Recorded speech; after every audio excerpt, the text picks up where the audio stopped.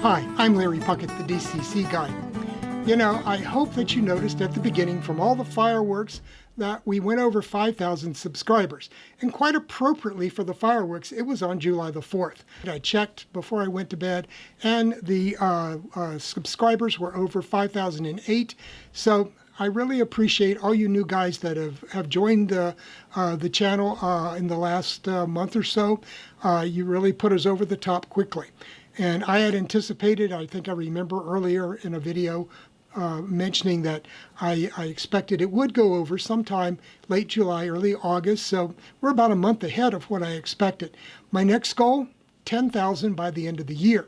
So as I've said before, you know, get your wife, your kids, your dog, your cat, all your friends, your neighbors, your modeling buddies, and, you know, talk them up, get them to subscribe to the DCC Guy channel so that we can go over 10,000 by the end of the year. Now, why is that so important? Why 10,000?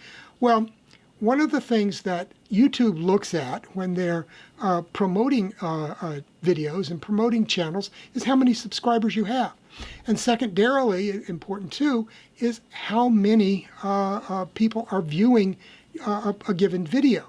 So a video that is, you know, getting all kinds of views all of a sudden, they take notice of that.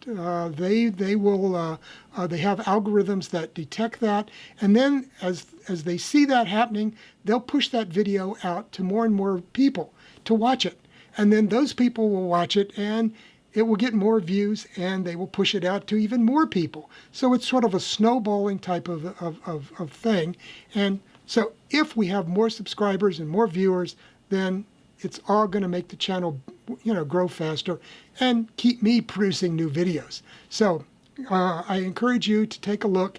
And I also want to point out that about 2 or 3 weeks ago now, we finally went over 100 videos. So I believe this video here is number 106. So there's lots of videos here on the channel for you to look at.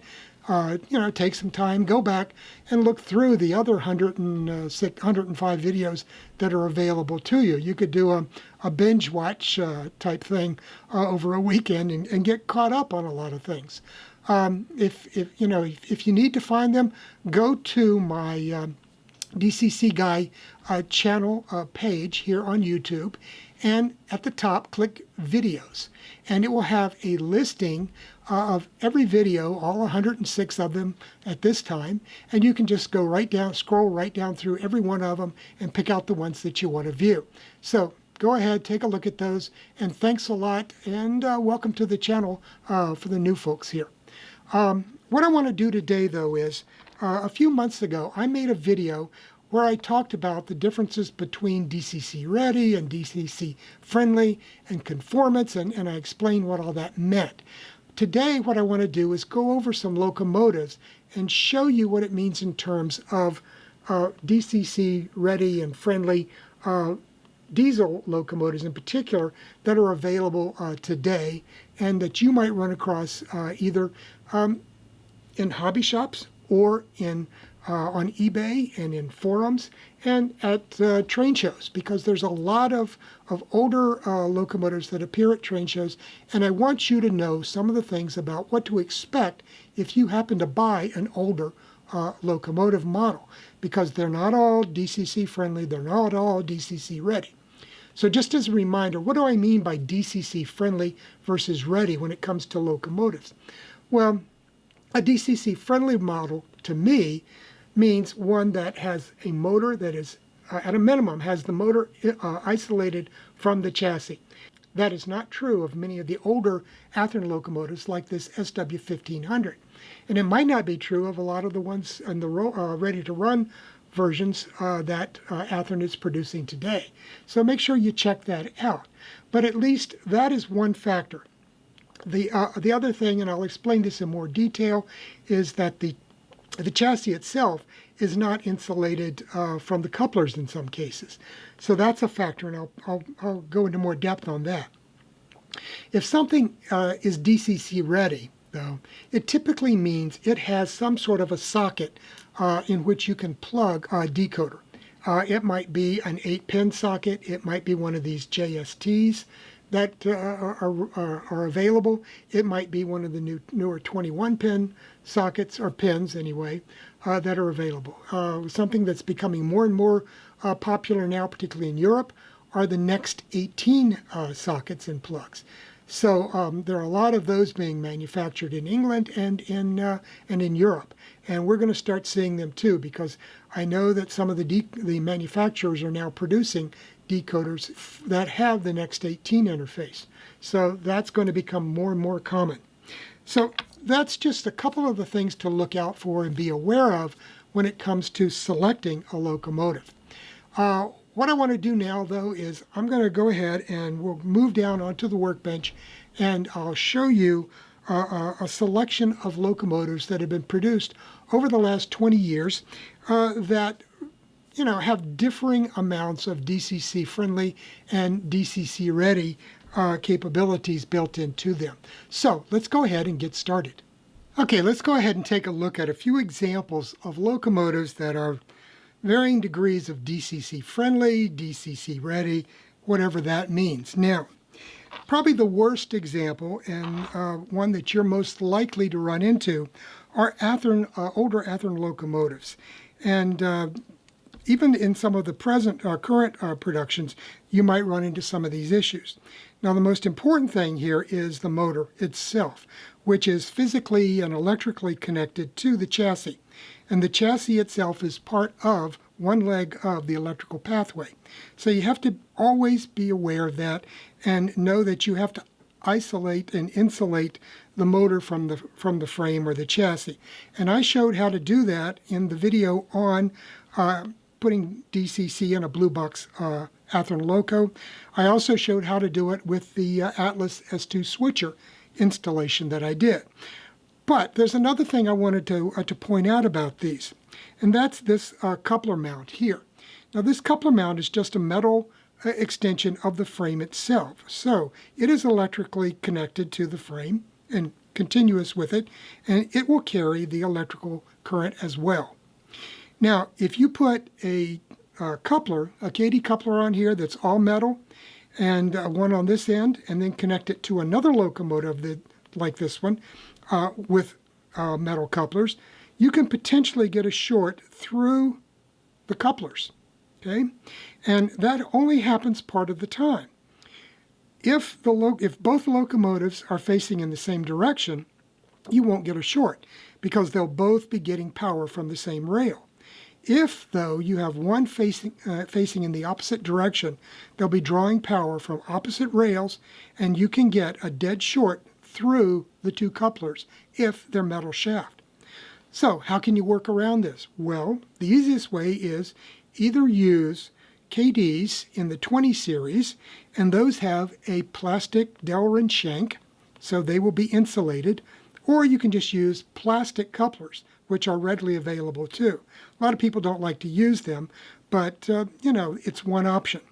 But probably the best option, if you like KDs, is to go with the number 20 series KD couplers.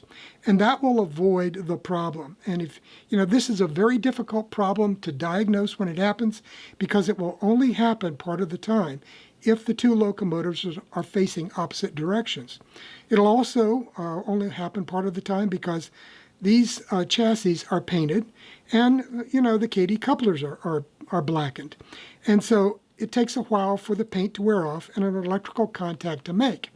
And it might not happen all the time. It might be intermittent, and that's why it makes it so hard to diagnose the problem. Sometimes you'll get a short and shut down your layout, sometimes you won't.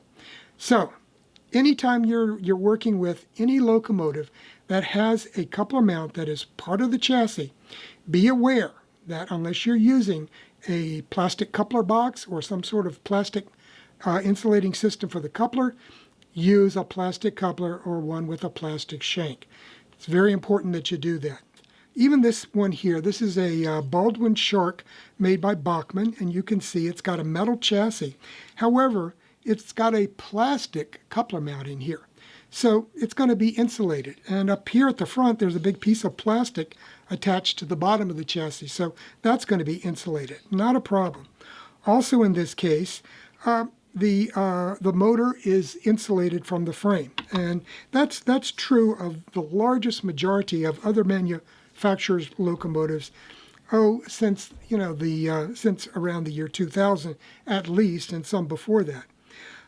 Another good example of a locomotive that is partially DCC friendly and not DCC ready though is this E8. Now this is an older lifelike E8 made in the late 1990s. It's a big, heavy-weighted locomotive. It's great pulling power, good motor. The motor itself is insulated from the frame, so that's great. However, you see here there is no plug here, so this is not DCC ready. You have to pull this board out and go ahead and hardwire a decoder into this locomotive. Now, when they came out with the E6 and E7s of this type, they added a socket here, an 8-pin socket. So those are DCC ready. But be aware of that. If you buy one of these, the E8s are not DCC ready. They don't have the plug, but the E6s and E7s do. Very interesting. I'm pretty sure that the PAs have them as well. Let's look at another aspect of these.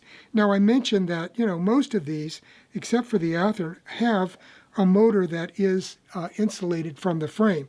So that's true of this Kato RS2, which, by the way, if you can find one of these at a train show, snap it up fast, because these are great locomotives. And I'll be doing a video on how to install a decoder in this one. Matter of fact, this one has a decoder in it, and it came with this 8-pin socket built into the light board. So it's a really nice locomotive. But they're hard to find these days because they weren't made for very long, and it was over 20 years ago when they came out. As I said, the Bachmann locomotive, that motor itself is insulated from the chassis. I don't remember now if it had a socket in it. I think it probably did have a socket, and I think this might be available with a DCC decoder, but it's been a while since I pulled this board out, and but you'll be seeing this, I think, in an upcoming installation because I've already put a speaker on it. Okay. Now another thing, this is an Atlas model of a Trainmaster, and one thing you'll note here, the motor is insulated, isolated from the frame, so it's a very DCC friendly locomotive. It's also DCC ready, because you can see it has an 8-pin socket right here on the board, and look at this one. It's got spaces here provided for speakers, so you can easily put speakers in this locomotive. Now this was produced as the analog version. They also came with a DCC decoder option. Now, let me point out one thing about this kind of situation, though. A fellow last year contacted me because he had purchased an analog version of a locomotive, recent locomotive, and it was also offered in DCC and had a DCC decoder, but he decided he wanted to put his own decoder in there. He didn't like something about the decoder that they came with. So he ordered the analog version of that locomotive. And unfortunately, I don't remember what model it was. But at any rate, when it came, the analog version of the chassis was different from the DCC version. So it made it more difficult to do the installation. And he had planned on being able to just, stick in a speaker and pop in a decoder and go, but that didn't work out that way for him. So I don't remember, and I don't know how common that is. I've never run across it myself, but be aware that that might be a problem. But this one here, this is a really, really nice setup with this particular locomotive, because it does have paired speaker holes for you, and it'd be very easy to get a lot of sound out of this locomotive, that's for sure. It's heavy as all get out too. So those are just some examples of the kind of things to look out for when you're buying locomotives at train shows, and be aware of the difference between DCC friendly locomotives and DCC ready locomotives and analog versions of these locomotives. I hope that prepares you for your next buying trip at a train show, assuming we ever have them again, and also at eBay, on eBay, and any of the online forums that you might run across. So, be aware of those issues and think about that before you buy a locomotive. And, when you're getting ready to install a decoder in a locomotive, you need to know what kind of things you're going to encounter, what kind of problems you're going to, or challenges, let's say that, what kind of challenges you're going to encounter when it comes to installing a decoder in some of the older locomotives. So we'll be back on Friday with a new video. I'm going to start a two-part series on installing a DCC system in your model railroad. So on Friday, we'll build an enclosure, and on Monday, I'll show you how to put all the electrical components and the like in that and get it up and running.